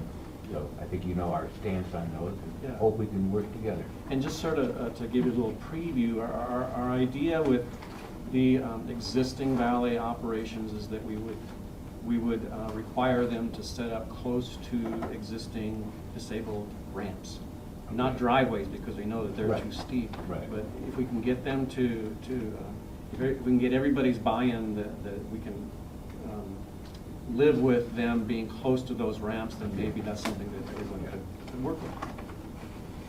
Thank you a lot. I appreciate Welcome. it. Any more questions? And you weren't here earlier, but I gave you a stroke on how the Granada Garage had the good yellow tactile domes by the elevators. You did. Oh, okay. You got a kudos. I got a I'm attaboy sure you're on that. behind that, right? Okay. You're the access guy at parking, right? Yes. Okay, thank you. All right, you're welcome. Thank you. Thanks, Victor. And we're running past, so. Okay.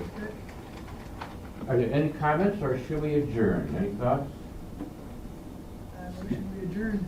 Okay, I'll take a, did you motion? I didn't hear you. Yes, I motion we adjourn. Do I hear a second? Second. All in favor, say aye. Aye. Aye. Aye. I won't even ask for opposed, will I? Guys, Thank you very much, everybody.